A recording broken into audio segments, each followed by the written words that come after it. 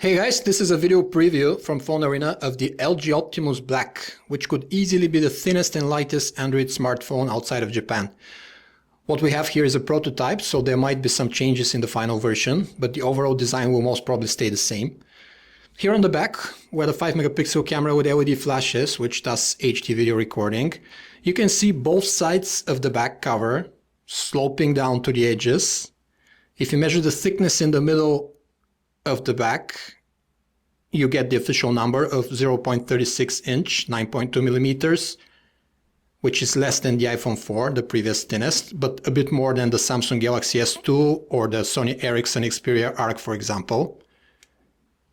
When you measure thickness in the sides, though, it goes down to 0.27 inch, 6.7 millimeters, which is thinner than even the thinnest Android phone currently, the Neck Medias, which is only sold in Japan though.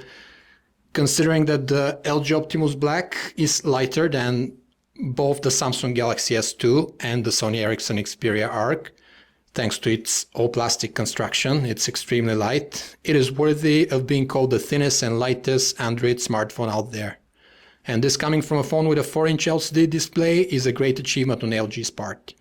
There are not much buttons around the phone, nothing on the right hand side, nothing on the bottom.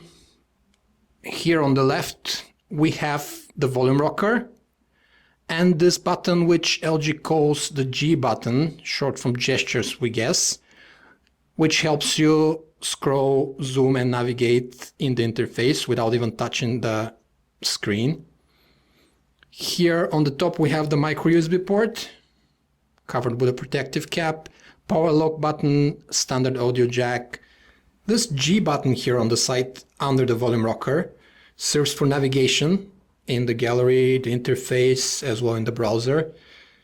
When you hold it and then you tilt the phone up, down, left and right, you can choose the respective picture. Then you release and you can enlarge it like that.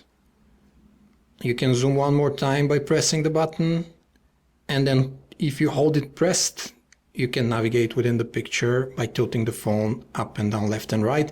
The same goes for the browser, so if you don't want to touch a screen, smear it, your fingers grease, etc., you can just use this G button for navigation. As we mentioned, this G gestures button here on the left hand side also works in the browser.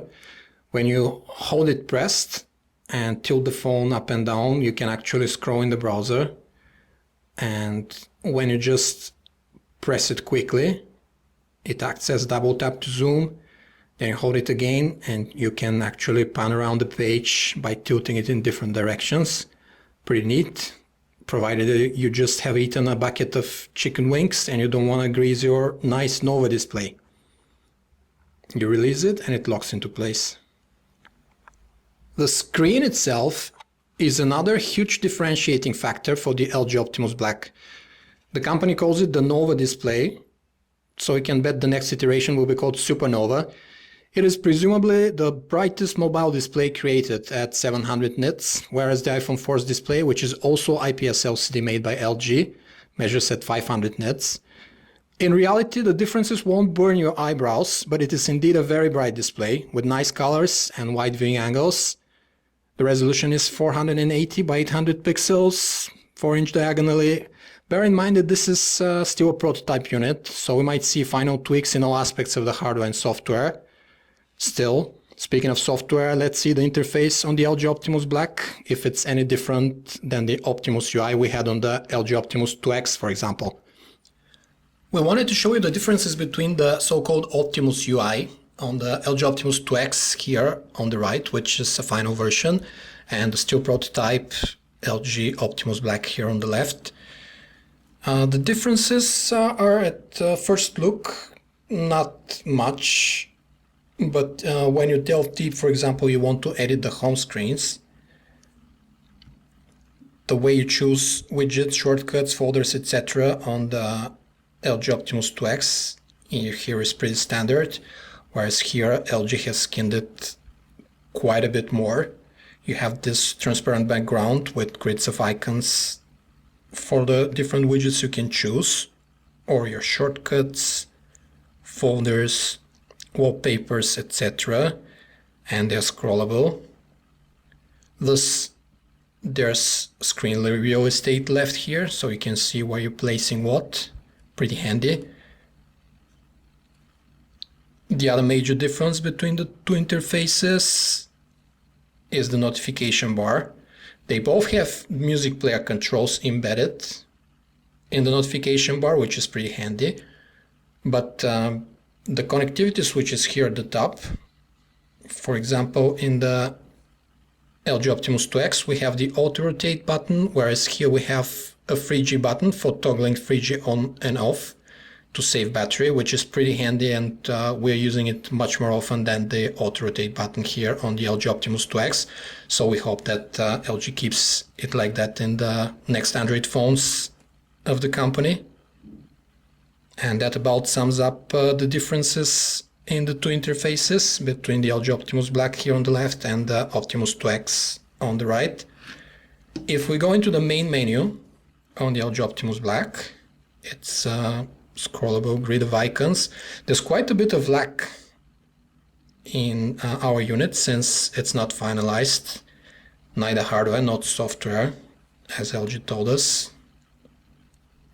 Otherwise, it's running 1 GHz TI OMAP 3630 chipset, so it should be much more responsive in the final version, 512 megabytes of RAM.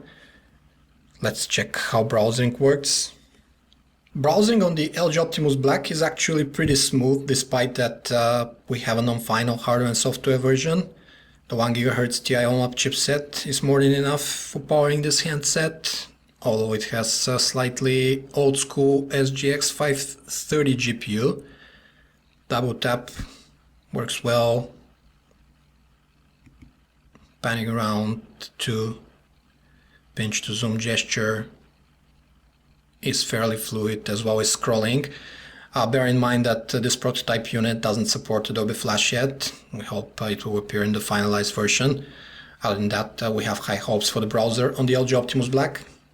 We wanted to show you if there are any differences between the camera interfaces in the LG Optimus Black here at the top, and underneath it is the LG Optimus 2X. And there are indeed, despite the fact that the Optimus Black is still a prototype. For example, the focus modes in the LG Optimus Black, we have one more, continuous autofocus. Scene modes seem the same. Then we have the white balance setting, also the same color effects that can be applied to your photos and videos. We have one extra here on the LG Optimus 2X black and white. Other than that, they coincide. Shot modes. We have this shallow focus spot here, which is not present on the LG Optimus 2X, but it has out-focusing shot. So all in all, we have different versions of the Optimus UI on both handsets. The LG Optimus Black should be coming with the newest version. The pictures themselves turned out pretty decent, with a good amount of detail, accurate color representation, the videos as well, but since it's not a final camera software, the video skipped frame quite a bit, the HD video, so we can't judge for the final quality until we get a unit, retail unit, that's about to hit the shelves in our review. To recap our experience with the LG Optimus Black, we will once again state that for a handset with a 4-inch display, it almost feels like a toy with this incredibly thin and light chassis. The all-plastic construction seems to be inevitable if you want to achieve that feeling, but the design is far from unappealing thanks to the tapered edges here on the back, the slim profile, and these disco dancing capacitive touchscreen buttons underneath, which light up sequentially when you boot up the phone. It doesn't shy away on specs too, with an efficient 1 GHz TI OMAP chipset, 5 megapixel camera with LED flash that does HD video recording, pretty decent photos, even with the prototype software and the 2 megapixel front-facing cam. What makes the LG Optimus Black stand out though is this 4-inch shining star called the Nova display. Anyone willing to bet that the next generation will be called Supernova? It seems very bright indeed, although LG is probably still making tweaks, and thus we can't wait to get our hands on a finalized unit with all the respective coatings applied so that we can pit it against the other bright kits on the smartphone block. This was a video preview of the LG Optimus Black from PhoneArena. For more details, you can visit us at phonearena.com. Thanks for watching.